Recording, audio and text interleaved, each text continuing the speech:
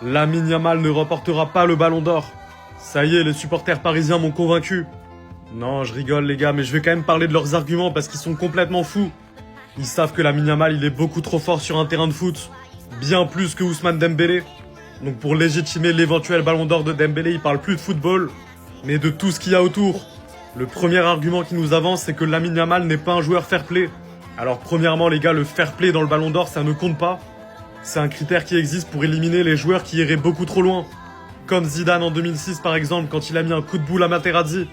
Mais Lamine Yamal cette saison, il a été irréprochable. Il n'est pas allé insulter un arbitre, et il a mis de coup de boule à personne. C'est pas parce qu'il a serré la main timidement à Ronaldo que c'est pas un joueur fair-play. Ensuite, ils vont encore plus loin dans leur folie. Ils nous disent que Lamine Yamal, c'est pas une bonne personne parce qu'il est en vacances avec une femme de 30 ans ou je ne sais quoi. Mais qu'est-ce qu'on s'en fout, les gars? Ce qui nous intéresse, c'est le terrain. En dehors du terrain, Lamine Yamal, il peut faire ce qu'il veut, c'est pas notre problème. Et pour finir, le dernier argument qui nous avance, c'est que Ousmane Dembélé, il fait des pressings de fou. Ils m'ont quand même dit, est-ce que t'as vu comment Dembélé, il a pressé en finale de la Ligue des Champions? Mais à quel moment c'est devenu un critère? Dembélé, il a tellement rien fait cette saison que vous nous parlez des pressings qu'il a fait en finale de Ligue des Champions.